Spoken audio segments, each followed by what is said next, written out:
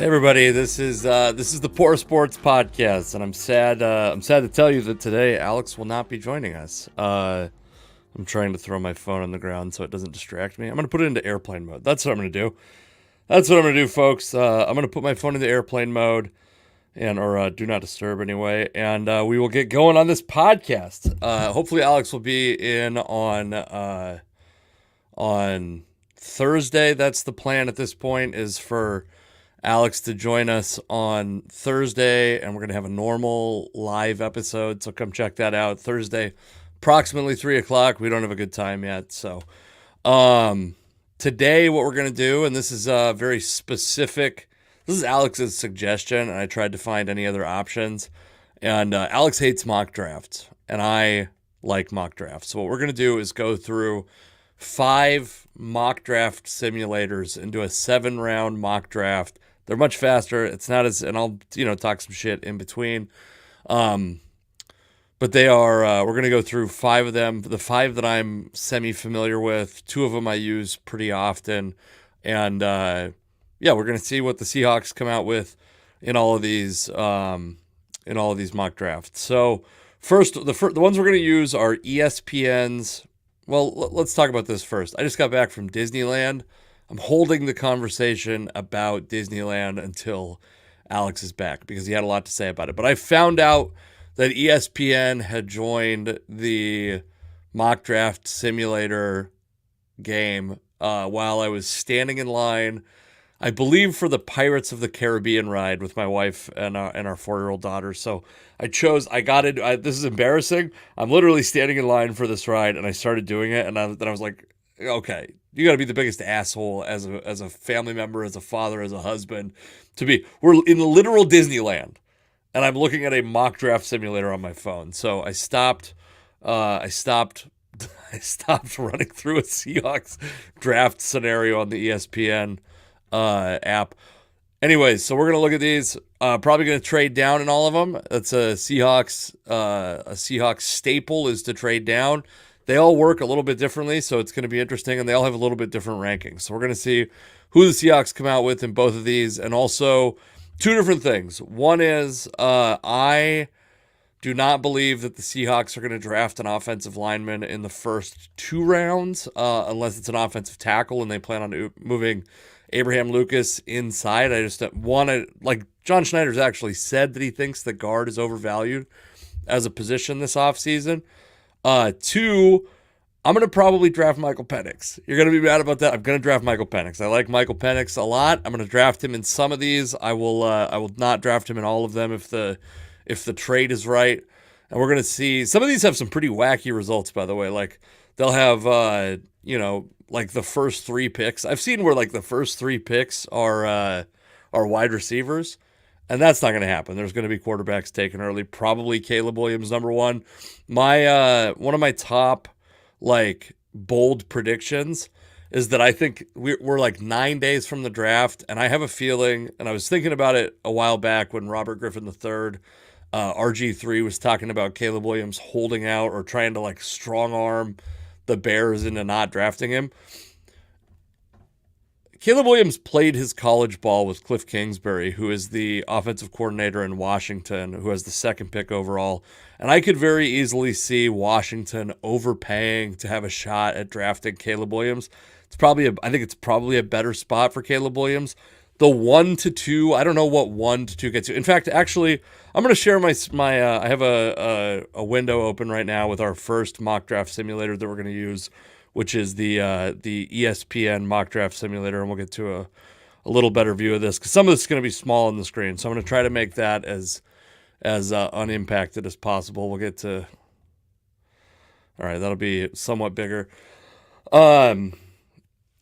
It might be a better fit for Caleb Williams to go to Washington. I made this Rich Hill chart. This is, by the way, some nerdy shit. So this is if you trade the first overall pick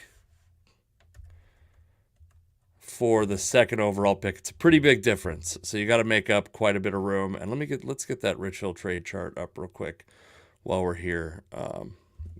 Anyway, so that's the chart I'm going to use. I don't have like super strong opinions on which chart is the right chart, but that's the chart we're going to use for this case. By the way, I'm very self-conscious sharing a screen because I'm like I don't have any like crazy porn shit to be worried about, but I'm like, people on the internet do not let a moment pass without giving you problems. So the Rich Hill chart, like Washington has, where are we at with the Rich Hill chart? Give me the Rich Hill chart, folks. I'm trying to find it. I'm trying to hide all this from you so you don't see. So like in the Rich Hill chart, the number 1 pick is worth 1,000 points. Number 2 pick is 717 points. Washington also has the 36th pick and the 40th pick. So all 3 of those picks add up to about 1,000 points. But that requires a willing partner. That requires Chicago being willing to actually give it up. There might be a premium. There's like some concept that there's a premium you have to pay when you're trading for quarterbacks. We're going to make sure all the trades that get offered in these at least come close in the Rich Hill trade value chart. Is this exciting, folks? Turn this episode off. Turn it off right now. I'm also going to have to narrate it because we release this as a podcast, so that might become obnoxious at some point.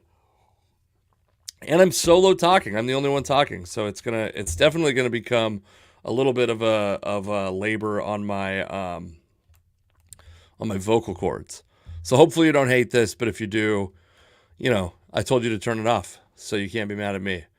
So we're going to start this. I also have these set to like, hopefully not too slow, but they're kind of slow. So we'll talk about them. This one, the ESPN one, when I was in the line for the, I don't have it up. Let's get it back up. When I was in line for the Pirates of the Caribbean, this is the one that gave me the wackiest results right away. So let's see what we get first. Yeah, Caleb Williams, Jaden Daniels, Drake. Okay, we're okay. Malik Neighbors before. This is interesting. Rome Odunze to the Titans because Joe Alt went 5th to the Chargers. And in this draft, and this doesn't necessarily mean what's going to happen in real life, but in this draft, the Vikings, we can see they stood at 11 and got to pick J.J. McCarthy. Most of the mock drafts you'll see right now have J.J. McCarthy going in like the top 6 and have the Vikings trading both their first-round picks. If I'm a Vikings fan, I don't want that. If I'm a Vikings fan, I don't think the difference between J.J. McCarthy and Bo Nix, J.J. McCarthy and Michael Penix Jr. are big enough for me to give up 2 first-round picks. And I mean, I've seen some suggestions that it would take more than that. It would take like 2 first-round picks this year, the 2 that the Vikings have, and then next year's first-round pick, and maybe even more. And for the Bears, Patriots, and Commanders, they have to give up very little. They just give up their top pick that they acquired by being bad teams, and the Vikings have to give up a shitload to get J.J. McCarthy. I would not want that, but in this mock draft scenario, they gave up just their or they didn't give up anything. They just stuck at 11 and got J.J. McCarthy. I'm going to make a trade in this one. A pretty common trade is to trade Green Bay the 16th pick for the 25th and the 58th overall pick, and we can look at that real quick. 16th pick is worth 305 points on the Rich Hill chart, and the 25th and 50. Come on, watching me type live is not going to be fun. 58th. The Seahawks win that by like 7.5%, and we could probably argue about adding a little bit on the back end to make the trade happen, but I don't want to go through. What could you add? Like 192? Let's see, 179 maybe. 179 gets it close. Hold on, let's see. 118. I'll give him 179, but that's it. That's where I draw the line, is giving him 179. We'll make this trade. The Packers accepted it. I don't know if they declined trades in this, by the way. I've never seen a trade get declined. Also, one of the things that I've seen happen pretty often is if the Vikings don't, in one of these simulators, this is the ESPN simulator, like I said, if they don't get to take a quarterback at number 11, they tend to draft Michael Penix Jr. at number 23. So we're back in this situation. Penix is still on the board. And we got, by the way, feel free to chat. And if you use a different simulator, let me know and we can throw it on the back end of this. I think I might trade back again if I'm them. I think you got Nate Wiggins is a cornerback. Who's looking for a cornerback? Let's see. We can look at let's pretend for a second that the Lions are a pretty common trade partner. Let's make a trade with the Lions. I say let's pretend. I think teams are very often looking for cornerbacks, including, by the way, I think that the Seahawks are going to draft a cornerback higher than fans want them to. Let's see what 21 or 25 for 29 and 73 looks like.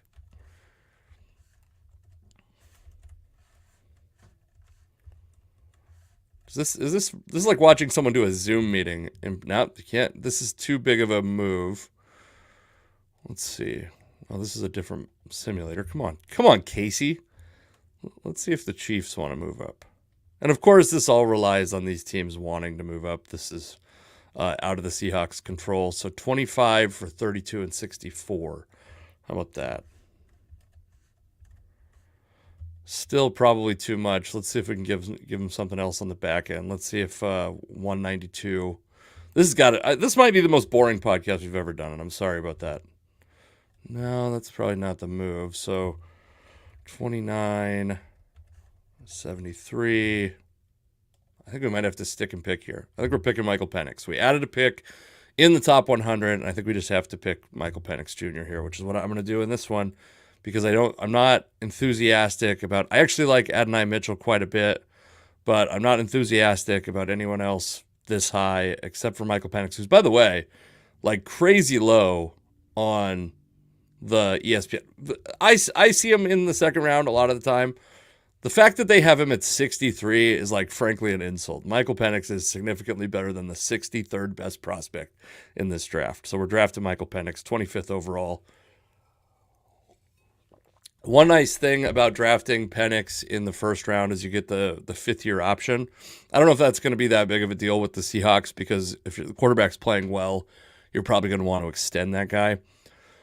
Who was the quarterback? Did Zach Wilson get his fifth-year option? It was and that was the thing with Justin Fields, by the way. So you see Bo Nix goes 25th to the Saints, which is actually surprising that the Raiders aren't in on Bo Nix a little bit. The Raiders are another common destination for Penix. If you hate Penix, I understand that. We won't take Penix at some point in this draft. T'Vondre Sweat is a guy. The Seahawks need a classic nose tackle. He's 34th on the board for ESPN. He did just have like a DUI arrest, I believe. So maybe his stock is a little bit down. I like him a fair amount. I saw some pretty cool stuff. He's got, he's like 360 pounds or something like that. Let's see if can we get a little info on T'Vondre Sweat? Here's what we'll do.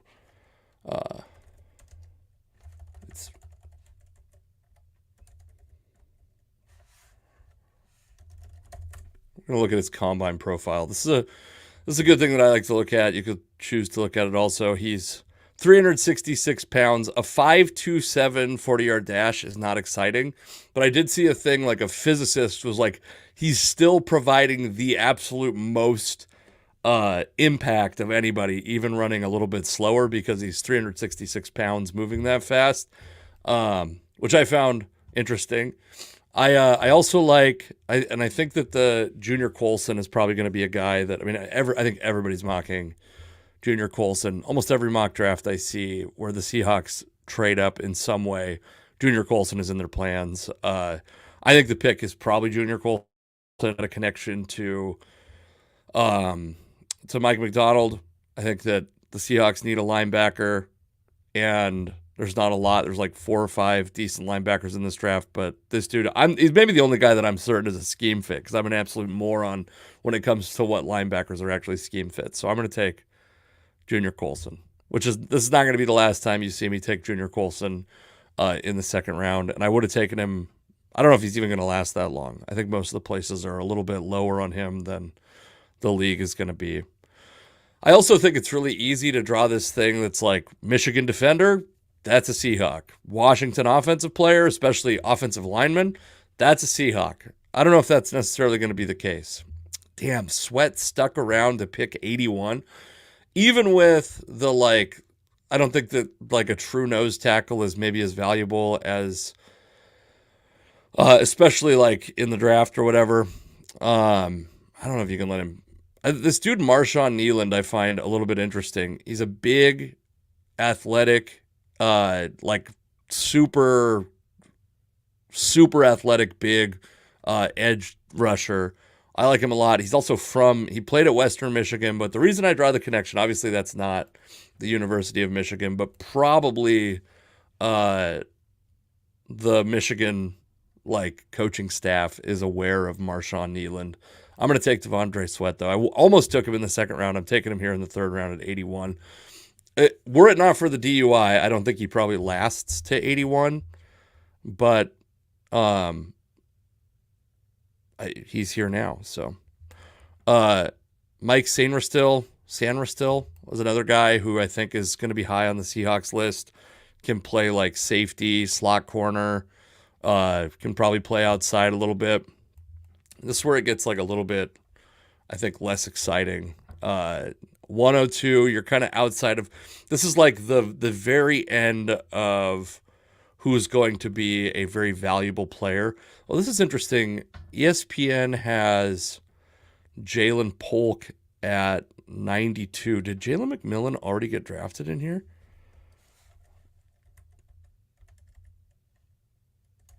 Where are you at, Jalen McMillan? He got drafted 78th to the Commanders. Almost everywhere I've seen has Jalen Polk ranked higher than Jalen McMillan. Let's see. Let's take a look at who else is available around here. It's also interesting to see the differences in these rankings because, like, Pro Football Network, which is one that I look at quite a bit, this Hunter Norzad from Penn State is usually available in the 6th round, and it doesn't look like he's making it in the on the ESPN one. I don't mind taking Jalen McMillan that high, or Jalen Polk. I mean, I think that's like a, oh man, the other guy I like a lot. Let's see if he's available. So this dude, Edifwan Ulofoshio, is actually probably ranked where I would have him in the Pro Football Network one. He ends up lasting until the 6th round almost all the time. Maybe occasionally gets picked in the 5th round, and a lot of times till the 7th round. And I think that if you look at if we want to look at like a true combine warrior, let's get to the linebackers.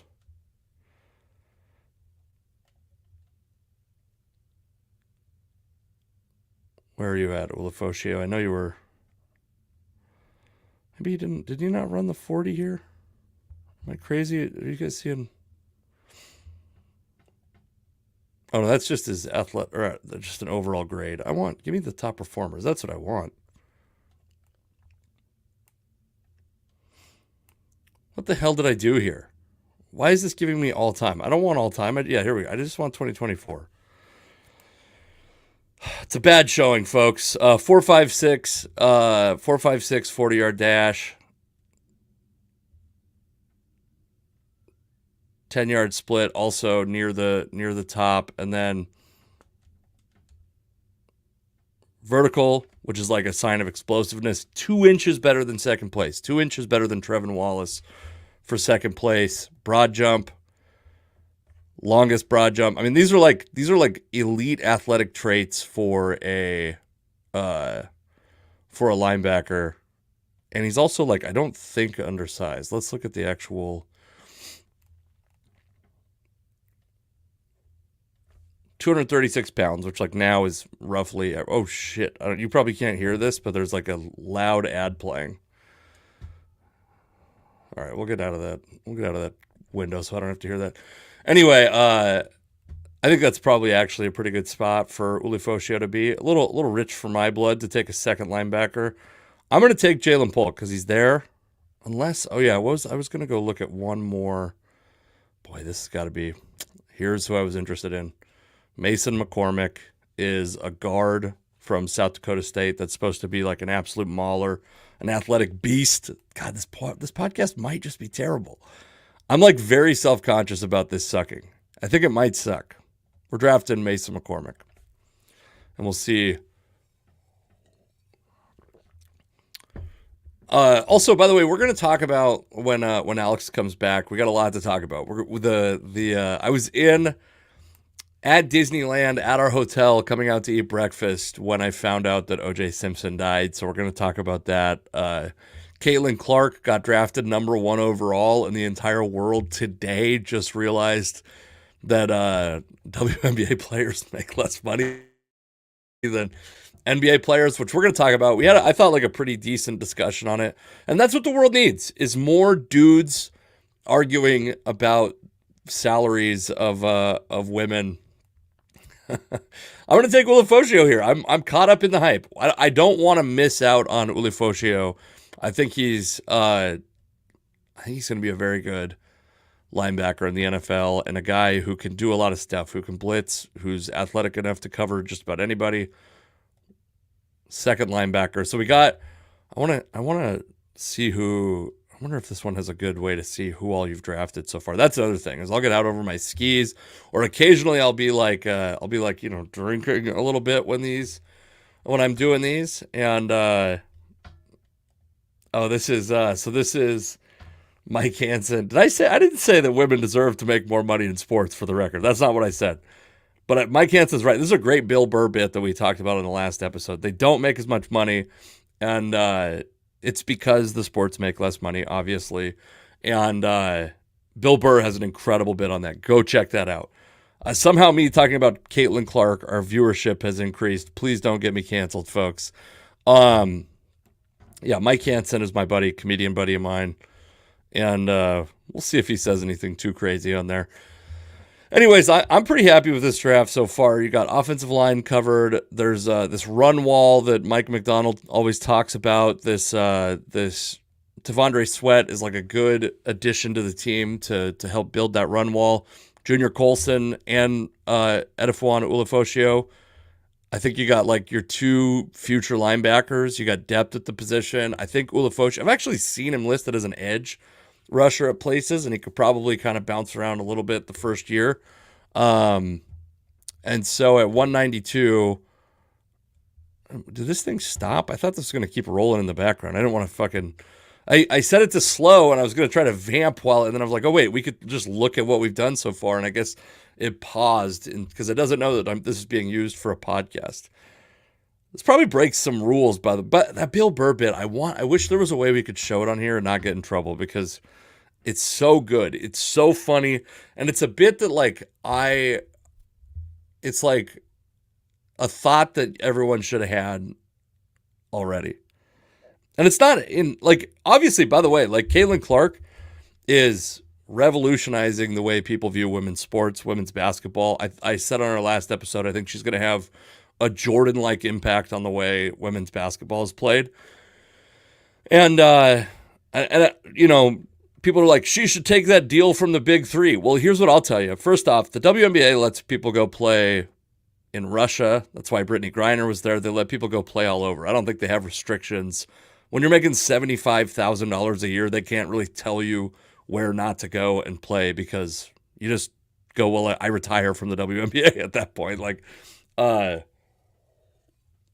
So she should play in the WNBA and the Big 3. And even if I don't even know when the Big 3 season is, but she should be doing fucking Bo Jackson and Deion Sanders stuff where she's flying from one game to the other. I think that would be great, and she'd make more money. That's what it sounds like. So 192, and I think when you get to this far into the draft, I think in this scenario we'll only have 2 more picks, right? Dang, I was hoping to get the Seahawks up to 8 or 9 picks, and the trade down, it's because we offset it just a little bit. We end up with the original 7 picks, which means I came very close to getting a little greedy and drafting Jalen Polk. Who did they have available?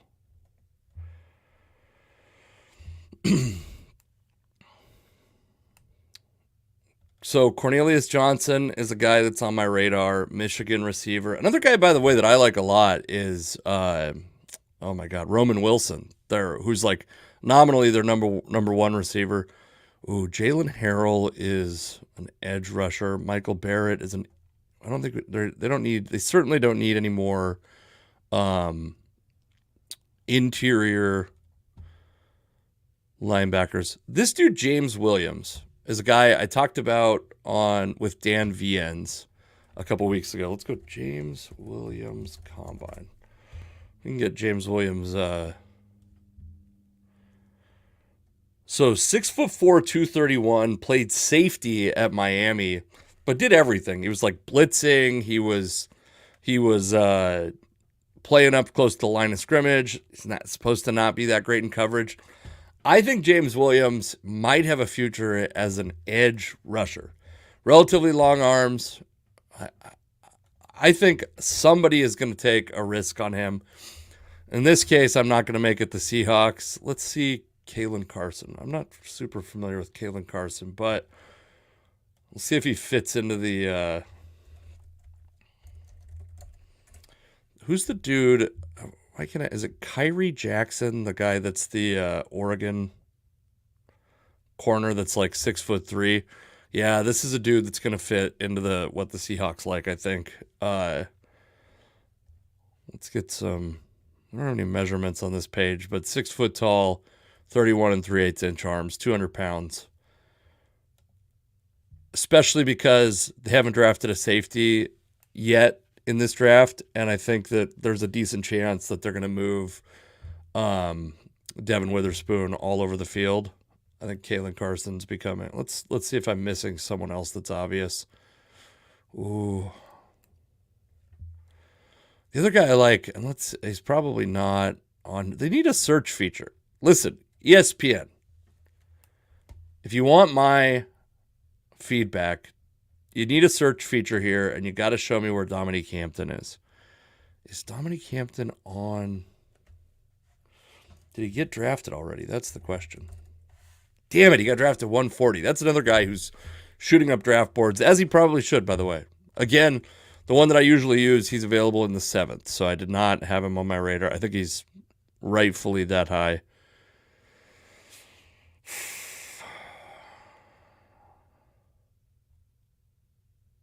This is why I need a guest. I need someone here to tell me to make a decision.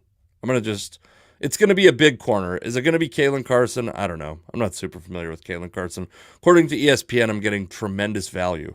But, yeah, who knows if that's real or not. Jordan Travis, by the way, this is a good consolation prize if you're a Seahawks fan and you'd like to see them draft a developmental quarterback. I like Jordan Travis. Also, pretty decent chance that you could just IR him at some point this year and not have to worry about keeping a roster spot open for a third quarterback, and then go into next year with some combination of Sam Howell, and maybe you draft somebody, maybe you sign somebody, but a guy, and you still have Geno Smith on the roster. So you like, it seems to me like the Seahawks want to have the maximum amount of options at quarterback. Some of that means either drafting a guy high and not coddling him completely, which is one thing that I think they might do, or just having a bunch of guys come into camp. Okay, so what have we not filled? 2 linebackers, which I think is a real possibility. I'd call it probably a probability that the Seahawks in an early round and a late round draft linebacker. No 3-4 defensive end yet. I don't know if there's enough. My understanding is that's I'm a draft nerd, but not like a fucking scout. And my understanding is that's a pretty. Alex must have retweeted this because we got some views now. Let's see. Hold on. Let's see. Did that happen? That's got to be what happened. Does anyone else's X/Twitter, does it really fucking delay? Oh, yes, he did. Okay. Yeah, Alex has his family. Did I say this at the beginning? His family contracted the most recent variant of monkeypox, and so he's out for this episode. I don't know if I said that early on, but we got listeners now. Man, the people who tune in for this with me and Alex, they might absolutely hate this. I want your feedback, but also I don't want my feelings to get hurt in the process. That's what I'm saying. It's just be gentle. Also, we did a crowd work show at Tacoma Comedy Club, and I scheduled They're really fun. You should come check them out. I scheduled 2 more for July 21st and August 18th. And by the way, Bickerson's Brewhouse, April 26th. Great headliner, Vanessa Dawn, and then some other great comics on the lineup. That day, I'll also be headlining Comedy Bar, which is, funny enough, is owned by one of the comics on my show at Bickerson's that I will not be on. I will be on the May 18th edition of that show. That's almost called it an episode. That's my commitment. I haven't been out there in so long. Also, we're 30 minutes in and I haven't finished one of these. We're very, very close. I'm going to draft, I'm taking edge rusher Jalen Harrell from Michigan. The only other guy that I always end up with that I think feels like he's destined to be a Seahawk is the, oh man, I can't, he must have been drafted already. What is his name? I said it when I was talking to, anyways, yeah, I'm drafting Jalen Harrell. We're doing it. And then this will get to the end of the draft. If it holds it up, I'll leave these up in the background and move on from it. But and then we can compare who was available and who wasn't. Yeah, who's the Michigan tight end? Why can't I think of his name? I also, by the way, we have some serious regression in sleep. I know there's some of you that just come here for the kid talk, and I am like so poorly rested right now. This doesn't give a grade, right? That's fine. I don't need your fucking judgment. Why is it comparing me to the Chicago Bears? Okay, so this is what we did in this one. This one, I might actually not even finish this. This is the mock draft database simulator, which I really like the mock draft database. It has some pretty cool stuff like that. It compiles like aggregate who's getting drafted to what teams is a specific player being drafted to. It has like an aggregate big board, which I like, aggregate mock draft. We'll be the Seattle Seahawks. Also, by the way, when a game came out like NFL head coach and you were like, who the fuck buys this game? I bought it. When you see a game like Baseball Mogul or like Stratomatic Football, this is my kind of shit. So let's see. We're gonna leave this one at normal speed because my memory is this one. I really hate this interface too. This one gives you some wacky results also. Drake May, first overall. I don't think that's going to happen. He seems to be falling. Caleb Williams fell all the way to the Giants, which the only way that happens is if they get lucky once again and have a first overall pick, strong arm his way onto their team. Let's see here. How do I see who's been drafted by who? Because I think what ended up happening there, is that, how do I scroll over on this? Okay. That's like a really shitty. Another part of this is if you like this kind of thing and you've been interested in mock draft simulators for some reason and you haven't taken the plunge, this is what they're like. And this one, so the Vikings did not take a quarterback with that 11th overall pick. Quinyon Mitchell is who they took, so they're probably going to be looking at one at the 23rd pick. So if I were to want to trade, what do we got here? Do I got any offers? This is another thing they do is they give you these offers where it's like, I'll give you my second round pick, my entire draft from, it's probably not, this isn't going to happen. The Chargers aren't offering that. I'm not taking a bunch of, like, these are all 2025 picks that they don't value very highly. Okay, so this is, let's see if this actually, this is the Bengals trying to trade down 2 spots. I'll bet you this actually is a little bit, fucks the Seahawks a little bit. So it was 16 for 18 and 214. So the Seahawks lose a little bit. Let's see if we can counter this. Can we counter? Or was there one more? No, they're all dog shit offers. So let's see here.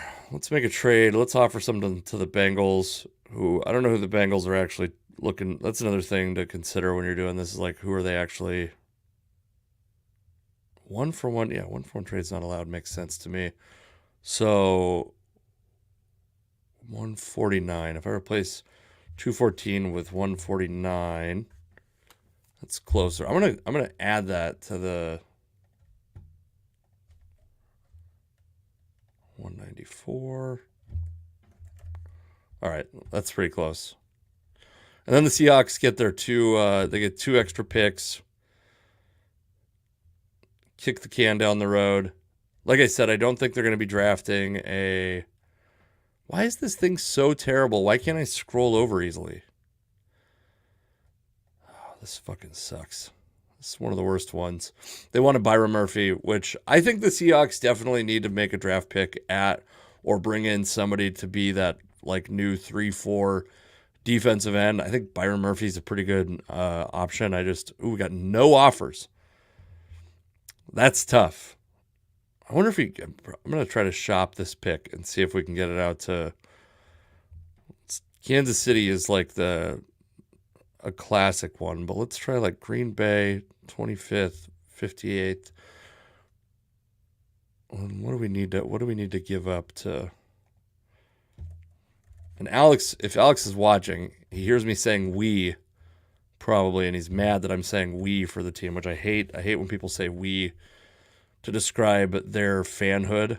But in this case, I am we because I'm running the draft here. So what are they at? 179? Let's see if 179 gets us. No, 179 is not going to get us very close. Wait, no, 25, 58. So the difference is like 50. Fuck, that's going to be a big old pick. Maybe 102. Let's see if 102 does it. Yeah, we'll do 102. That's fine. Okay. We'll see what they say. What do you have to say, Packers?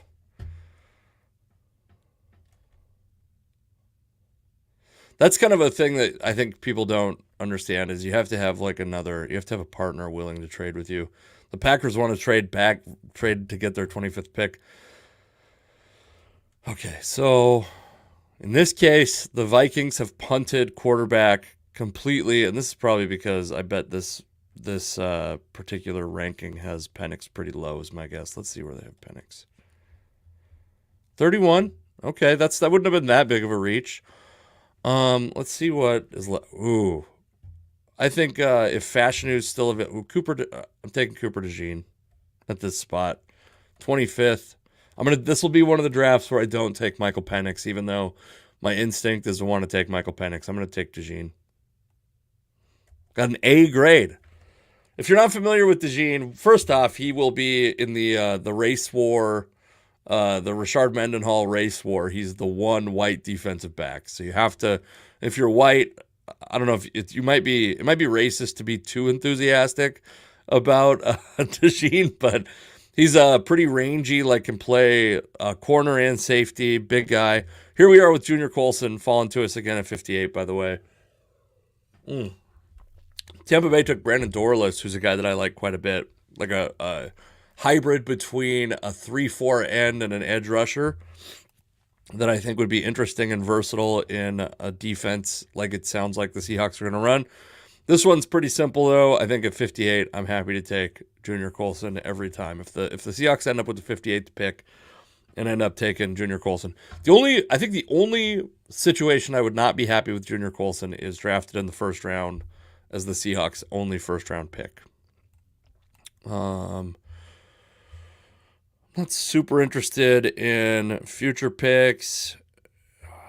Yeah, I'm not, and I don't really have it built into the... Once again, we get Devondre Sweat at 81. I'm fine with that. And then it's like trying to see who will fall to 118. I like Spencer Rattler enough that if he fell to 118, I'd be happy to take him. Now he goes to Minnesota, which that makes sense. I don't think that the Seahawks are going to... I don't think he's going to fall to 118. I think that's realistic. Okay, so Kyrie Jackson is a guy that I liked, but that's the guy I was talking about. I already took a corner. This is the spot, I think, where you're like, you got to get one of those offensive linemen. Let's look at an interior offensive. Let's see if our man Do they have him ranked lower, or is he already drafted?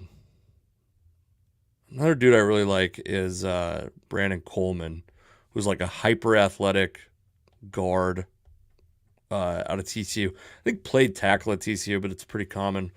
If you didn't already know, it's pretty common to have tackles in college move to go. I'm going to take Brandon Coleman, hyper athletic.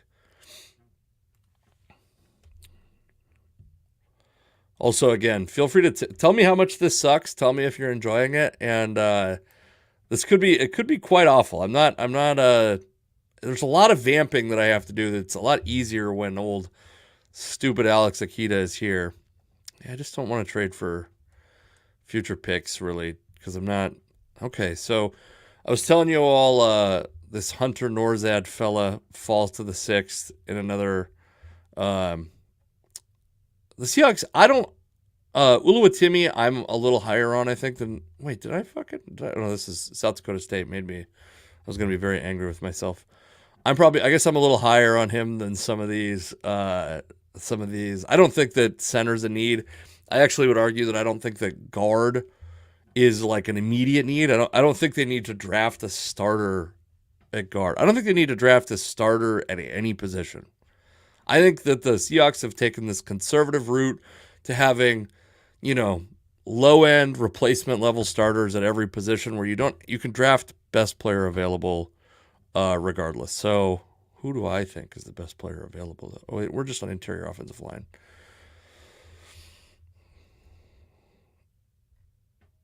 Am I going to be mad? Did I fuck up and hold on, let's look at. This is the other thing, too, is sometimes these guys get classified. Ooh, Roger Rosengarten's still available there? That's probably not going to happen, by the way, at 149. It's possible. Well, okay. He's probably not going to be there. I guess I'm going to ignore that he's there, although that would be a very likely pick of mine. I think I'm going to have to do it. Roger Rosengarten's a tackle, but I think like the value is so good that it's just hard to pass up at that spot. A+ according to Mock Draft Database. I've heard he's going to go in the second round. That's like the kind of like he's moving up draft boards. Luke McCaffrey is available. He's Christian McCaffrey's brother, Ed McCaffrey's son, a guy that went to Rice as a quarterback, didn't make it as a quarterback, and now he's like a big slot receiver. He's pretty interesting. Man.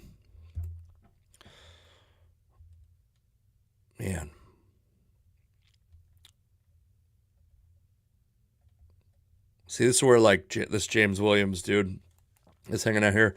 Jordan Travis available at 179. I think round 6 to get Jordan Travis. I think I got to take Jordan Travis here. A guy who's possibly in the quarterback of the future mix. And now I think you're looking at, you got in this draft, this is probably not actually that. I'm not going to do it. I'm not going to complicate the end of this draft by just adding a bunch of fucking bulk picks. 3 picks left, and you probably want to add what do you need? Like a defensive back. Now we drafted Cooper DeJean.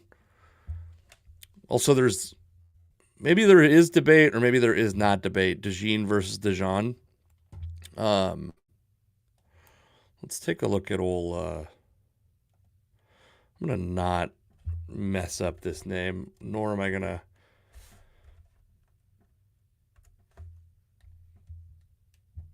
What would it be? Like a Boygby? I don't think that's right. We'll go with a Boygby because this is like a 3-4 defensive end. This is perfect. Okay.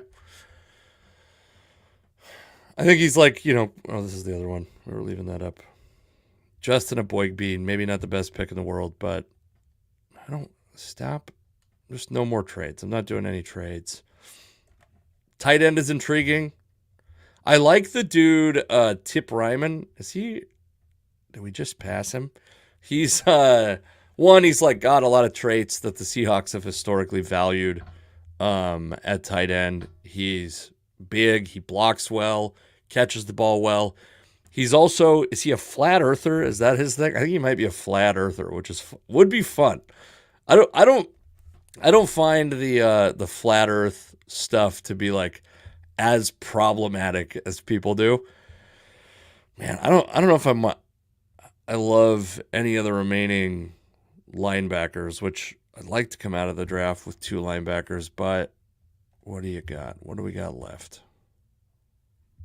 I guess I'm drafting, but I already drafted 2 linemen. That's the tough thing. It's like, what do you carry? They always say like you carry 7 or you carry 8 or whatever. Cornelius Johnson's there. We already took Jordan. I'm taking Tip Ryman. I'm doing it. Tip Ryman at 194. Flatten the earth out here.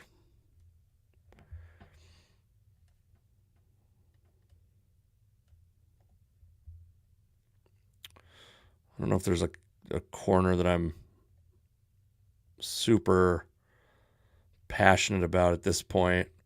And this is the last pick. I kind of like the idea of taking a big swing in the on the last pick, like drafting a guy who you're like, well, he probably could, play 15 snaps a game is just like not very exciting to me.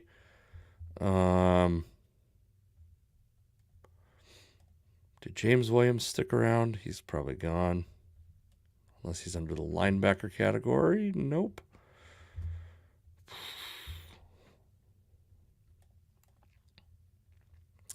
Oh, Cornelius Johnson probably makes some sense here. I think this is also pretty good. We're taking Cornelius Johnson. We're going to the bank with Cornelius Johnson.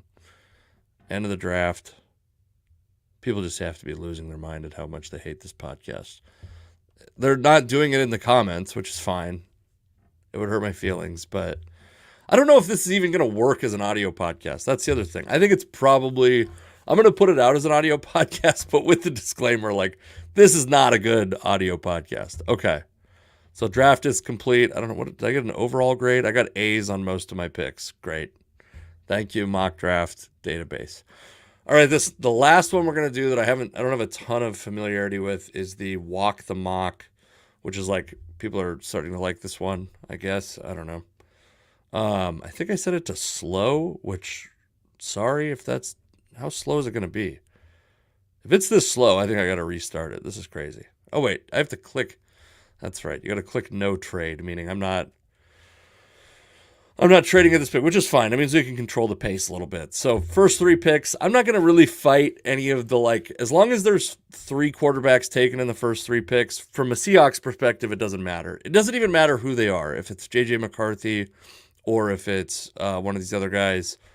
But where McCarthy goes really plays a significant role in where Penix goes and where Bo Nix go and kind of where the Seahawks, if they have an opportunity to take a quarterback in the late first round or if they're going to have to wait until like the 4th round or whatever. So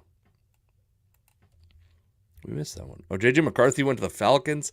Yeah, see, this is tough when you do one of these and you're like I don't want to go back and start this over because this podcast is going to be long and boring enough. But now, one, it's probably not a realistic pick. They just paid Kirk Cousins a lot of money. The Falcons did. And the other thing about it is it's like one less team that needs a quarterback that has one available to them. So I think we're going to see Bo Nix goes 11th in this draft. And that's interesting. I don't think maybe he goes 11th. Maybe they go that high. It's very possible, by the way, that 4 quarterbacks go in the first 6. The Giants have been rumored to want to take a quarterback. I think the Jets are a sneaky possibility to take a J.J. McCarthy or Bo Nix, Michael Penix Jr. to be the replacement for Aaron Rodgers probably after this year. Rodgers in the news again today, by the way.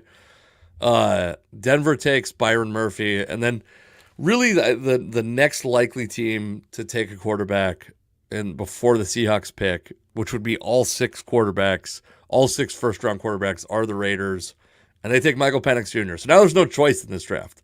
The Seahawks are not going to draft a quarterback in the first round of this draft.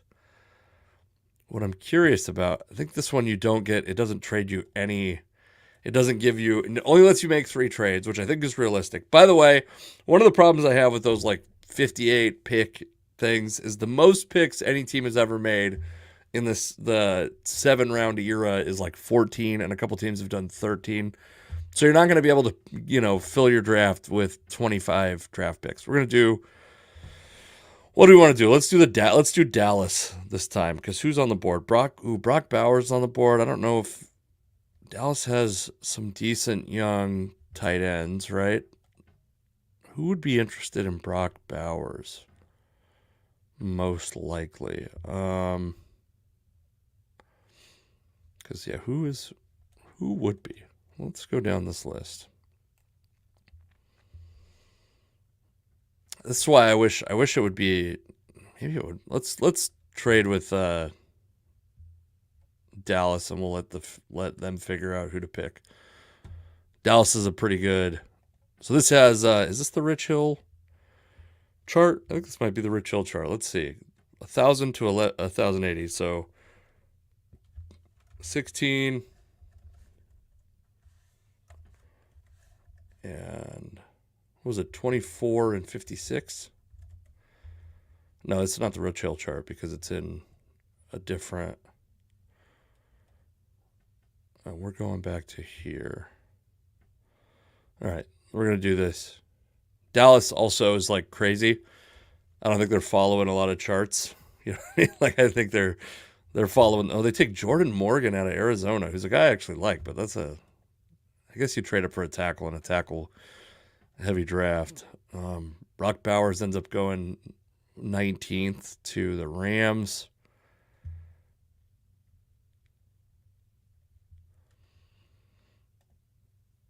What are your feelings? And you can answer this in the comments of either this or the YouTube video if you're watching it later. What are your feelings on taking a first round tight end? Because I kind of don't like it. Oh, so Brian Thomas Jr. is here. Cooper DeJean's here.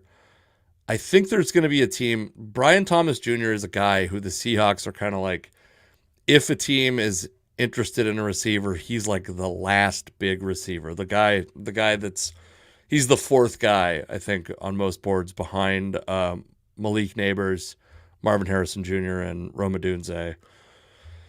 So I think there's probably an additional trade. Have we done 2 trades in any of these? I don't think so. God, this could just really stink. You get any enjoyment from me thinking this might stink? Let's say, what's the receiving? I guess the Detroit has a bunch of receivers. We'll give Kansas City a shot at it. So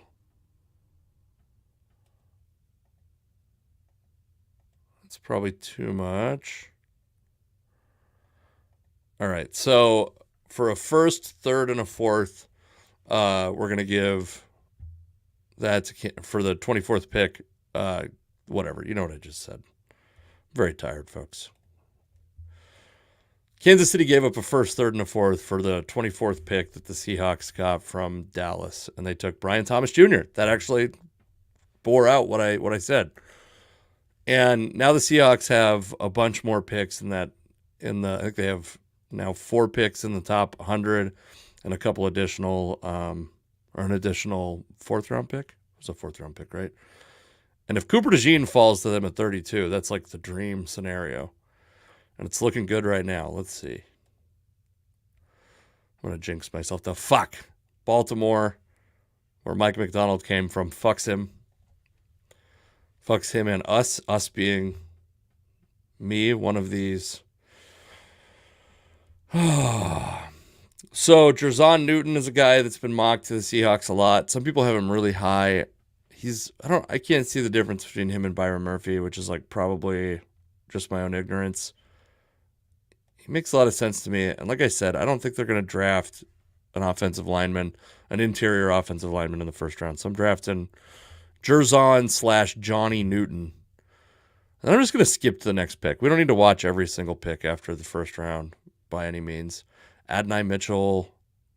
Do we get another? So Tavondre Sweat went in the second round this time around. And Junior Colson and Roman Wilson give the Seahawks a pretty tough choice, I think, at 50. What was it? 56 here. But I think it's another Junior Colson draft. feels like the pick that's like the most likely to happen is somehow the Seahawks are going to end up with a pick where they take Junior Colson, even if that means trading out of the first round. It seems like they're going to end up with. Okay, so Malachi Corley is interesting. There's these guys that get these comps because they just don't have anyone else to compare them to. And I think that the Malachi Corley comp is Deebo Samuel. He's like a converted running back, can catch the ball, runs after the catch like a maniac.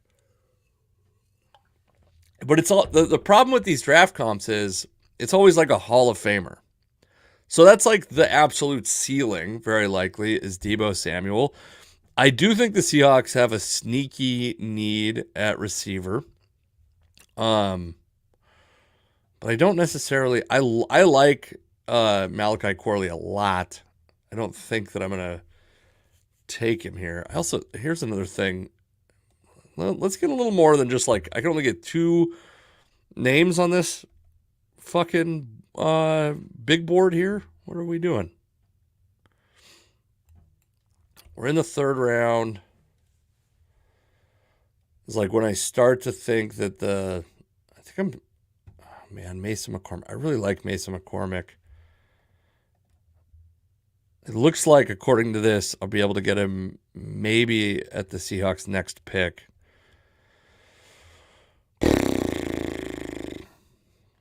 Is there a corner I love? Oh, is Sainra still around? Or did he already go? Fuck. He went the last pick of the 2nd round.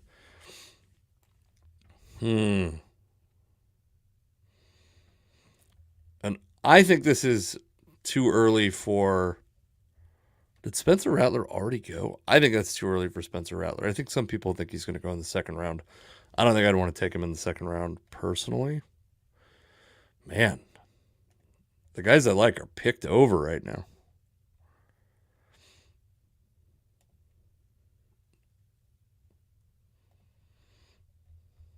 I think I'm taking Malachi Corley. People aren't going to like that. He's also like kind of a slottish guy, but I think the Seahawks and Ryan Grubb will find a lot of interesting ways to use a guy like Malachi Corley.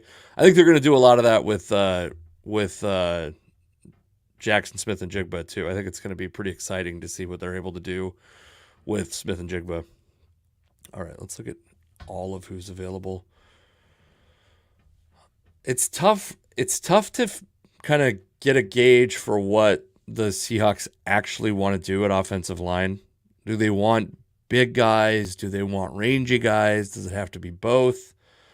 What is this mock? This is the like athletic. This is a cool thing. It's probably my favorite part of the walk the mock one. I haven't used it a ton, but it's a little bit of these like the information on these guys.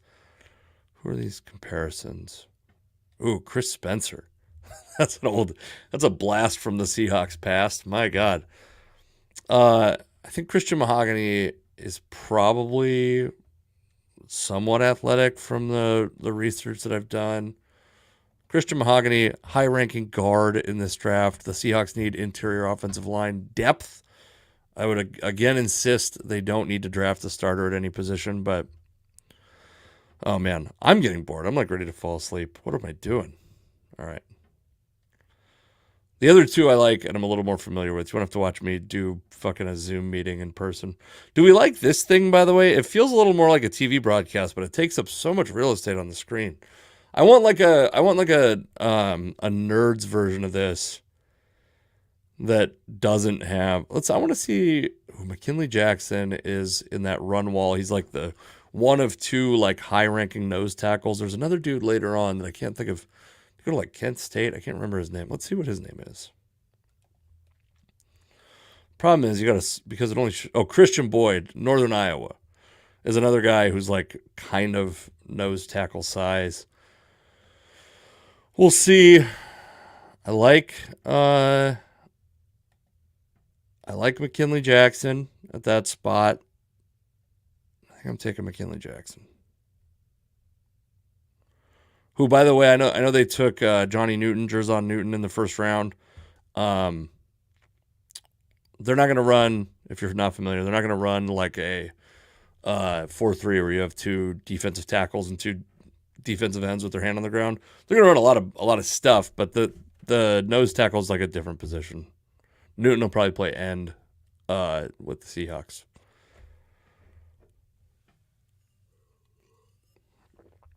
Which I know you already knew that, okay? Don't fucking come at me with your snobbery. I can't make the Seahawks take a running back early. That's like I have a block on that mentally. Elijah Jones is interesting. Big, tall, pretty fast, jumps high. Fuck. Doesn't have super long arms. Is this like, I think this is a pretty good Jarvis Brownlee. Let's see. Do we not have a, oh, he doesn't have the like spider web chart. Oh yeah, here's Luke McCaffrey. We can look at, so like super agile. These would like be in Madden. These would like be agility rankings or short route running. Exactly what you want. This is a classic, stereotypical white wide receiver. Like kind of fast, doesn't jump very high, very agile, great route runner, crisp route runner. I'm interested in him. I'm not taking him in this spot. I think I'm taking who do I want? I'm also a little bit more I think it's Mike Jackson. No, Kobe Bryant is moving to safety, it sounds like, and I'm like a little more optimistic about that than I don't necessarily think it's like obvious the Seahawks have to take coverage safety. I like Kalen King. I don't think he's big enough. Ooh, dang, this athletic profile looks bad in that setting. What was the shit? Elijah Jones from Boston College. Call it a draft pick. Where are we at? Give me the Seahawks. Where are we at? 4 more picks. Am I running out of steam? Are you running out of steam? Are we all running out of steam? So this Mason McCormick dude is another big athletic dude from South Dakota State. And I don't think I'm making like a great connection. Oh, these comps are not super encouraging. I know that what was it, Sioux Falls or whatever, where Grubb coached with Kalen DeBoer. This is terrible. Not being able to see. Ooh, we didn't get a second. Is Ulofoshio still available here? Let's see. If he's available here, I think I'm taking him.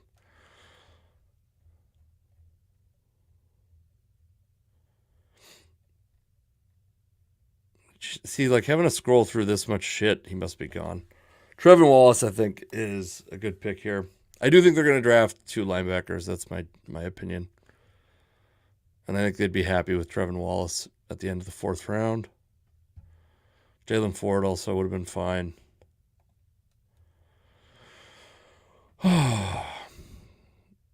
I don't know if I can release it. AJ Barner is who, by the way, who I couldn't think of earlier, but who I feel like is just inevitably going to become a Seahawk. He feels like the Will Dissly of Michigan, which feels like a guy who's going to end up playing 9 years with the Seahawks. And in fact, I believe in it so much. Beginning of the 6th round, AJ Barner, you are a Seattle Seahawk. The other thing about Dan Viens and I talked about this is how many Washington and Michigan guys are going to be on this roster, are going to be drafted. And he said 2.5 was his over-under, and he'd take the over, which means 3. I agree with him, and right now we only have 2. So I have a feeling in these later parts we're going to see some guys from those programs come around. In this draft, we have not taken a quarterback yet, right? I was a Joe Milton guy early. I've convinced myself that Joe Milton needs too much work to maybe to justify drafting him. Devin Leary, some people like. I'm like a little John Reese Plumlee is a guy the Seahawks have been connected to a lot. That seems like he's probably going to be like a practice squad type. I don't think quarterback's happening in this draft. I don't think any of these guys. I mean, if Milton's around, here's what I'll say. If Milton's around at 7 in the 7th round, I'll take him to be a Seattle Seahawk. That's my stance. Ooh, Miles Cole's a guy I like, one of those hybrid edge type. Oh yeah.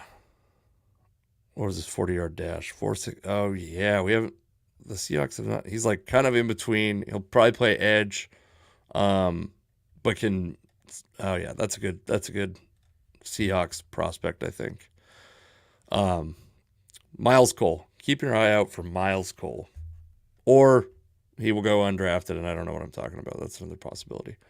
Milton's gone. Joe Milton's gone.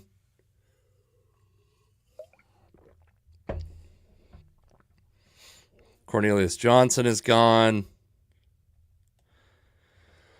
So with the 235th pick, the options are pretty limited. I think probably Dominique Hampton's probably been gone for a long time. Ooh, Ladarius Henderson. What do we already take? Just one offensive lineman? We'll take Ladarius Henderson out of Michigan. That's 4 Michigan guys, right? No, 3 Michigan guys. So we hit the over. No Washington players. We'll leave that up. Finish off let this draft finish out.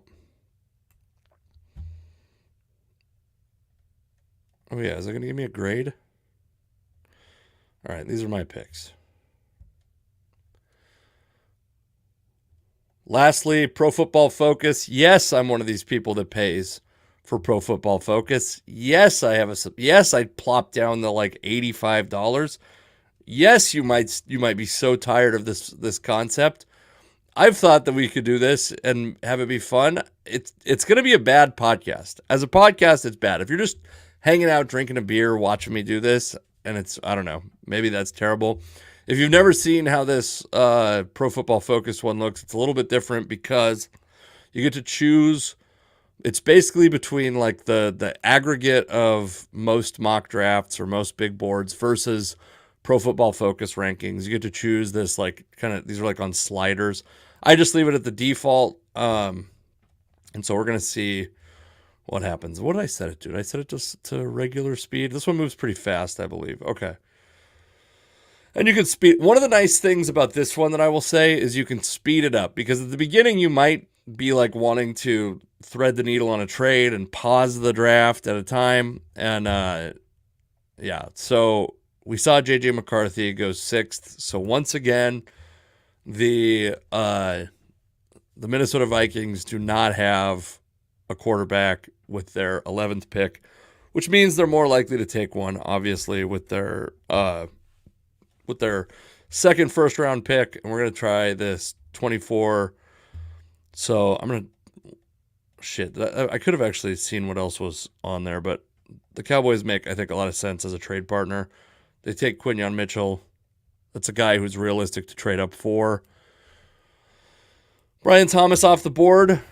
Now, the Vikings picked. This is like a little bit of strategy. The Vikings picked Amarius Mims, so not a quarterback. I want to look again because I want to say. So Bo Nix is ranked 35th. Michael Penix Jr. is ranked 36th in the Pro Football Focus rankings, and that wouldn't be a huge reach at the back of the first round. And sometimes the Raiders, like right here, the Raiders are one of the offers to the Seahawks. I bet you if I were to make this trade with them, and we can't necessarily do like a parallel universe thing, I bet you they would take a quarterback with this pick. So now the question is, do you, as the Seahawks, essentially give up the quarterback? Because if you trade back that far to 44th, 45th is where the Saints pick. You lose, so there's no offer for a first-round pick. So I'm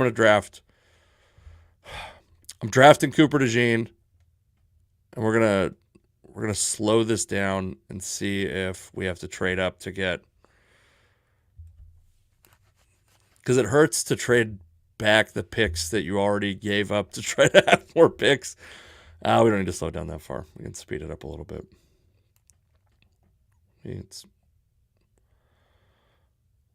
I think what we're going to see, though, is because the three quarterbacks went first three like normal.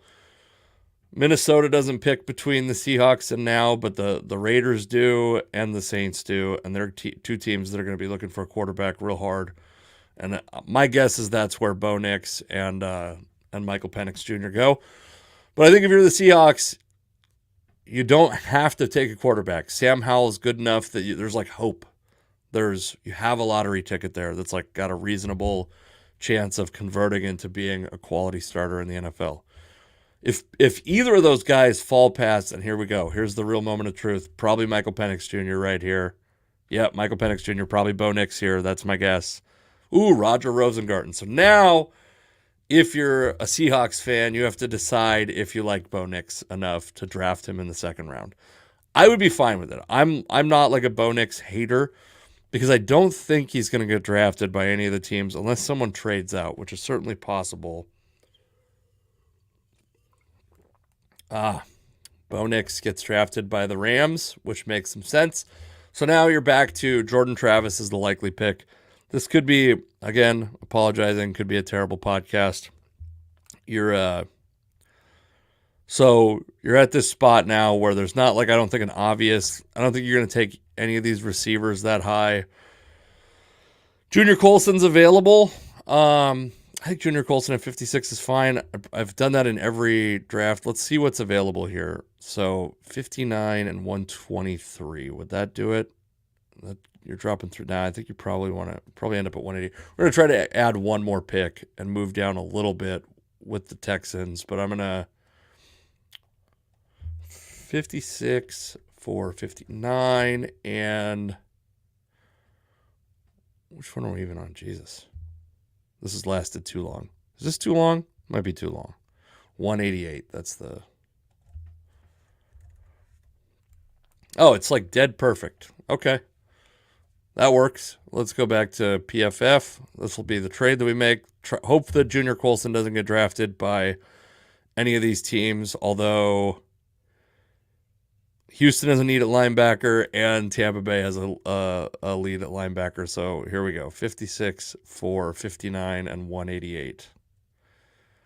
Don't take Junior Colson. That's my only wish. I think we could speed this up now. Junior Colson didn't get taken. Take Junior Colson and move on with our lives. 81st is our next pick. Our being our virtual Seahawks. Fuck, this might suck so bad as a podcast. I'm not like thrilled about Spencer Rattler. I think that's the thing. I don't know if there's going to be a spot where I'm like excited for the Seahawks to take Spencer Rattler. I'm tempted to take Jalen McMillan here. I'm tempted to take Kyrie Jackson here. In fact, that might end up being the pick. Especially because you have those later picks that I added to take some of those positions you just need depth at, and I think that Kyrie Jackson might be. I think he's a great potential fit in Seattle. Also Mason McCormick, man, I think so. I'm gonna take Kyrie Jackson because I haven't had any opportunity to yet. And then we're going to see, fingers crossed, that Mason McCormick or somebody like that falls to the Seahawks at 102. Oh, it's getting close. If you're watching on the screen, Carolina breaks our heart, takes Mason McCormick, 101. The Seahawks are left at 102 with the choice of Christian Mahogany. It was not a bad consolation prize. Here's my bitch about this mock simulator is it's so hard to find who I've already drafted because I took Kyrie Jackson, I took Junior Colson, did I take DeJean? Is that who I ended up taking? Yeah, okay. And we're going to take Christian Mahogany. And get to 118. We're gonna blast through these last two. The Pro Football Network one is actually my favorite. Although, in the Pro Football Focus mock draft simulator. T'Vondre Sweat's still available at 118. That'd be a lot of impact from that DUI arrest. Other guy like edge rusher from WSU, Brennan Jackson, is probably actually appropriately ranked by Pro Football Focus. He's later on in some of the other ones. I'm going to take T'Vondre Sweat, though, because he's a unique guy. There's not many guys like this in this draft. Maybe 3. And really, he's the one that's like the true, like, Casey Hampton type, big fucking nose tackle. And there's going to be a gap. The Seahawks are going to have a big gap at some point. It's going to be a long period without them making a pick. Did I just describe what a gap is? Did I just describe what a gap is to you, the listener? Are there any quarterbacks left? If Jordan Travis is available, which I doubt he is, he's probably already been taken. Yeah, so now you're like into this category of like I think Joe Milton is. I saw a Josh Freeman comparison, which I thought was pretty good. I think he's going to get unfair Anthony Richardson comparisons. Josh Freeman's not bad, though. Not athletic enough, I think, to be like a package guy that comes in. He's like not like a gadget, like not a Pat White type. And just like such a low probability of becoming a real impact player at the NFL level, I think. So I don't think that the Seahawks are going to... I think we're in another draft where the Seahawks don't draft a quarterback. People are going to be mad about that. Nobody's watching this. Not enough people are watching this to be mad at me. What do we got? Okay, this is Nehemiah Pritchett is a guy that I don't look at very often. SEC corner, big, played inside and outside. I like Miles Cole, but I didn't draft. I haven't drafted an edge rusher, right? I don't want to go back and look. I didn't, right? No, I didn't, because I drafted T'Vondre. So I'm going to take Miles Cole. But if Pritchett's there, oh, he's gone. So this dude, Isaac Garendo, is the guy that just blew up the combine, fastest running back, like I think one of the longest broad jumps in the history of the combine. Catches the ball, has an impact in the return game. He's one of few running backs I'd be like kind of excited that the Seahawks took, and this is about where I feel like I would be willing. I think he's going to go before this, by the way. I think the traits are going to get him in the 4th round, but if he's available in the 6th round, I'd be happy with the Seahawks taking him. And then you got these Michigan linebacker, edge, Jalen Harrell, Michael Barrett. We've saw them in a previous draft. Dominique Hampton's hanging around. I like Dominique Hampton. Is Ulofoshio gone? They're smart enough. They probably updated their opinion on Ulofoshio. Ooh. Oh, God. They have him so late. I'm taking him at 192 because I can't let Ulofoshio, I can't let him fall like that. I should probably, if this was like the real draft and this is what we knew the world to be, I think that probably you take Dominique Hampton, assuming Ulofoshio is going to be there. I think he's a more valuable player, though, to the Seahawks, Ulofoshio. Fuck, this could really stink. This is going to be... I just cannot imagine listening to this, the audio of this. It's going to get... 7th round, Joe Milton. I said that before. This is a guy who you're gonna probably end up being on your practice squad at some point. If he's on your roster, I've said it before, half of the teams in the NFL last year were carrying 3rd quarterbacks on their active roster. I mean, there's probably nobody with upside like Milton here. Although, seeing that Jalen Ford is somehow still available in the 7th round, I probably would have been happy taking Dominique Hampton, even knowing that Ulofoshio probably would have been taken. Okay, we're gonna take Joe Milton. Call it good. We're gonna see what the grades are. I bet this is gonna be a poorly graded. The Ulofoshio pick is gonna be an F on the grades for Pro Football Focus.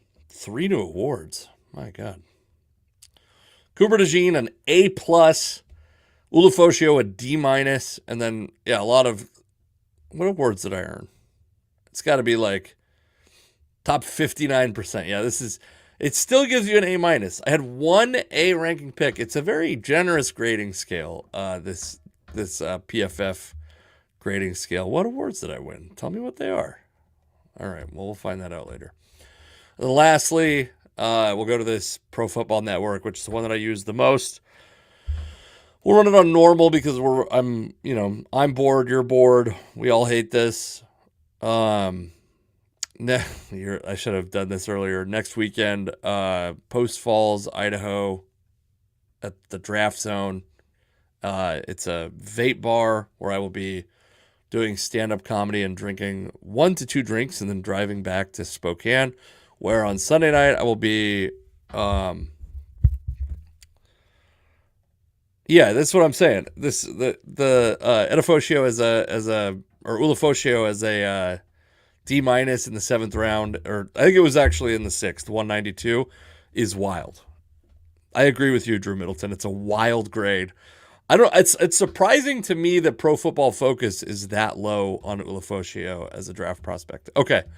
And then the 21st, Spokane Comedy Club, come see me, and my buddy Adam Tiller's opening for me. I'm going to be all over the Pacific Northwest, by the way. I'll also be at Comedy Bar, which I talked about earlier, on April 26th, and then at the Pine Theater in Prineville, Oregon, on the 27th. What a time to live in the Northwest if you want to see me do stand-up comedy. My buddy Jess Everett, by the way, is coming out for that one. That's going to be fun. Okay. Where's my mouse cursor? There it is. Let's do. By the way, Pro Football Network is trying to do this like multi-user draft thing. I've never been able to get one to work. They're like, but this is, I think, the cleanest. There's no grades, which is upsetting. I do like that when you bring it up, it just starts. Here we go. First 3 picks are quarterbacks. That's like I think the litmus test for like, is this going to be, the Raiders here trade. I'll be curious to see what the Raiders traded. The Raiders moved up to 8th with Atlanta to draft J.J. McCarthy, which is interesting. And this is a mock draft simulator where the Vikings will take Michael Penix 23rd. So what did they trade? Got to be a future first. Oh, no. Just the 13th, 44th, and 77th? Does that even check out? So for 8th, they traded 13, 44, 77. Oh, that's actually quite an overpay. Okay. I'm on board with it. That's probably somewhere in the range of what it would actually cost in real life to go up and get a quarterback, the quarterback premium being rumored anyway. Okay. So now the Seahawks are stuck at 16 with, let's see, they got trade offers from, this is tough. You only have one trade offer that keeps you in the first round, and it's after the Vikings pick at 23rd, which means you probably aren't going to get Michael Penix Jr. And I will tell you, like 85% of the mock drafts that I do, I end up getting Michael Penix Jr. in some way. It's going to be 4 out of 5 that I don't get him here, unless the Vikings mercifully take Bo Nix at 23rd overall. But I think they tend to take Michael Penix pretty often. So we're gonna let's actually real quick. We'll check this deal because I think it's fine. But 16th for what? 26 and 57. Take this one out. So a little bit of a win for the Seahawks in the Rich Hill trade, 6.23%, which I didn't explain this, by the way. I created this, and I'll send this to anyone that wants it. If they want it, I'll share it with you. But this is the Rich Hill calculator. So this means that the Seahawks are winning by 6.23% in the Rich Hill points. If this is something you care about, then that's good. Whatever. And now you just have to sit back and watch Michael Penix Jr. very likely get drafted by the Minnesota Vikings. There he goes. The hopes are dashed. You're hoping to draft Jordan Travis later. So Cleveland does this thing where they offer every future pick in the world. So the Seahawks are sitting at 26th. Jared Verse still on the board. So I think in real life, if Jared Verse was still on the board, there'd be a team that was more interested in moving up. Be that Carolina, be that New England. I think all the teams early in the second round would probably be interested in moving up, but the Seahawks will be the beneficiary. Take him at 26th. I haven't seen him fall that far, so that's a little bit surprising. So now your remaining quarterback hungry team is the New Orleans Saints. And if Michael Penix was the guy, I might trade up and try to get ahead of the New Orleans Saints, trade up for one of these. And they're Bo Nix, there he goes. Ooh, Denver traded to, I guess it was the remaining quarterback hungry teams with a pick. Denver moves up. I'll be curious to see what that looks like. I'm fucking with the mic too much. I'd bet that's a future first rounder. Let's see. Ooh. Future second rounder and a future fourth rounder. I don't want to do the math. That seems like it's probably fine. Also, New Orleans is rumored to be taking Derek Carr. What's his contract like? It's got to be not great to get out of, I would imagine. Okay. So now we're at 57, and there's no offers. So the Seahawks, we got to pick. We have to pick 57. And Junior Colson's still there in our hearts and our minds. Next pick is at 81. I'm going to mix it up a little bit. Bring another Braylon Trice would have been enticing if it were not for having already taken Jared Verse. I think this is what I think. Seahawks are going to take one edge, probably two defensive linemen if they take a nose tackle. Otherwise, it's probably one defensive lineman. One edge, one defensive lineman. I think there's a very good chance they take a receiver. Roman Wilson is available here. Do we want to mix it up and take Roman? I'm going to mix it up. We're mixing it up, folks. We're taking Roman Wilson. They got to add on the offensive line. They have to add on defense. I think that the offensive line picks are going to occur in the third and fourth rounds, probably, or at least maybe just the fourth round. So at 81, I don't think I've seen, did Junior Colson come off the board? If Junior Colson's there at 81, Chris Jenkins probably would have been the guy I would have taken. Oh, Junior Colson comes off at 80. So now we really have to go buck the trend. And the question is, I think Roger Rosengarten's a pretty good value at this spot. Christian Mahogany in this one. By the way, this relative athletic score is pretty cool. Trevin Wallace is interesting, but I do have the Ulofoshio trump card at the end that I do think he's like going to be. And they have Jerome Baker and Dodson I like quite a bit. So I don't think they don't have to draft a starter at any of these picks. I'm taking Rosengarten. I don't know if he can move into guard or not. I think I'm kind of like on the team. Fuck, I probably should have taken Sanders still. I like him a lot. I just hadn't taken a Husky in a while. Besides Ulofoshio. That seems like a dream pairing, by the way. Mason McCormick goes. This is one of these trades. It's like this. Let's even see if this checks out. 102 for 149. 150, 168, 150, 168, and 199. Yeah, it's like, it does work out, but it's like, I don't think there's any way the Saints are going to offer that trade.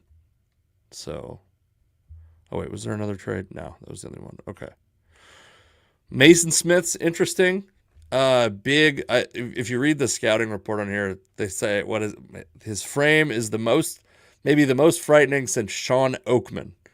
Which, if you recall, Sean Oakman was that guy that played for, I think, Baylor.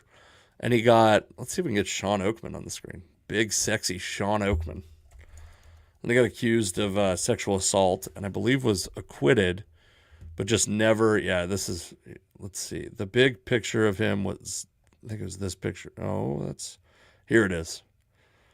Whew. Yeah, He got found not guilty, got taken out of prison. I think he's gotten a little bit of time. Well, it looks like he's been playing in the CFL. So, but yeah, just an unbeatable physique for a guy who's going to be on the interior defensive line. Mason Smith, maybe not as productive, I think. Here, Tavondre Sweat is again available at 102, and I think that's probably too enticing to pass up. And that's like, the Seahawks are obviously okay with guys with some small character flaws. I don't know if that's always going to be the case. I don't know if Mike McDonald's going to put up with it as much as Pete Carroll did, but we have no reason to believe that they're going to completely write off guys with character flaws. And Mason Smith ends up falling to us at 118, which maybe isn't realistic, but fuck it. It's the end of the podcast. We're doing it. Mason Smith.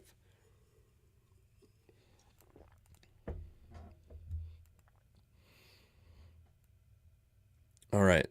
But at the end of this, by the way, I'd love to hear what your grades are. We must have traded 179 in one of our trades, huh?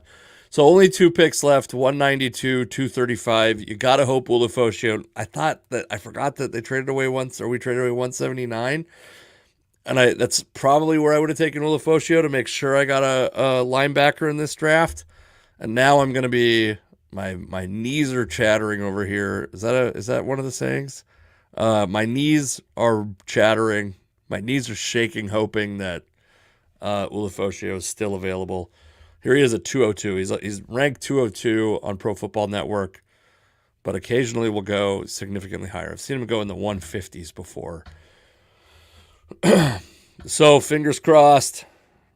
Oh wait, I do have 179. Why was that not on my next picks? Fucking Jesus. All right, now let's make sure I'm not. Yeah, there's no. I don't think you could. It'd be very hard to talk me out of taking Ulofoshio at this point. I've built it up too much. Have I taken him in every draft? No, there was one that he wasn't available. One where I think he was like more appropriately ranked. The other thing about this is, like, obviously NFL teams don't have this kind of intel on their opponents, what they rank players. Okay, so who have I taken so far? My picks, I've got Jared Verse at 26, which is an absolute steal. That's my edge. I took my nose tackle, my 3-4 defensive end. Rosengarten is like just too good to pass up. He's probably a tackle, but maybe he can move into guard, or maybe Abraham Lucas can move into guard, or maybe Abraham Lucas isn't going to be healthy for the whole season, and you need the depth. And so, what's like the remaining? I would love to get a cornerback, but I don't, or a safety. I don't know that I'm going to love either of these guys. And the safety position for Seattle seems very specific. And I maybe just don't fully get. They're not going to like have a Quandre Diggs. They're not going to have. I think Earl Thomas could have played safety in here, but probably not. Like the way his role looked, it's gonna look a lot different with Seattle. I think interior defensive line would be nice. Hunter Norzad would be a nice. By the way, I could be butchering that name. I've been saying it with confidence, but I could easily be butchering. We're coming out of this draft with no quarterback again. I can feel it. I can feel it happening because I'm not doing Joe Milton in the 7th again. I also don't think he's going to last. I'm going to go Dominique Hampton, which gives you a 4. We hit the over again on this draft unless we get a 5th, but still hit the over on the Huskies / Michigan players that get drafted. Milton goes 5th to Washington. That's interesting. I think under Cliff Kingsbury, he's an interesting, I guess, 3rd quarterback behind. Isn't it Mariota that's there? And then I'm sure they drafted either. We can get back up and let's pause it. Let's pause it and see who they drafted. We got time. You're sick of this podcast. Oh, they drafted Drake May. That's interesting. That's like I would say like a. I don't think that's going to be who they. I think it's going to be either Caleb Williams or Jaden Daniels. I don't think it's going to be. I don't think it's going to be Drake May at 2. That's my opinion. And boy, the last pick again. You want to take some upside. My opinion, take a risk. No, Nate Lynn is Nate Lynn, did he come in for a top 30 visit maybe? I don't know. I'd be interested in Jack West over here. I think he's going to be, maybe we'll take Carter Bradley. Carter Bradley, son of former Seahawks defensive coordinator Gus Bradley. Coach's son, people tend to like that. I don't really care about it. I've watched some highlights, or I think I watched a full game of throws. It was like fine, whatever. You're like, it's a 7th round, small school pick. I'm interested in that. Let's see. Is there any other quarterback that's interesting? What is it? Is Slovis the guy? Slovis is athletic. What was Keaton Slovis's 40 time? Oh, we go back to the monster that is Sean Oakman. What did he put up? I think they're probably going to bring in Plumlee for a Reese John Plumlee. Is it Rice John Plumlee? I think it is, because I remember it being wrong when I said it, because I worked with Reese Darby, who's from Flight of the Conchords. Nobody gives a fuck. We're too far into this podcast. 4.55 is fast for a quarterback, but it's not like you can bring him in for. I think that's like the kind of guy that could really thrive in a third quarterback position. All right, last pick. I'm doing it. I'm taking Jack West over. Doing the unthinkable. I'm taking Jack West over. The man, the myth, the legend, the guy who I think will be able to play special teams, contribute right away, and can be a factor in the passing game at some point.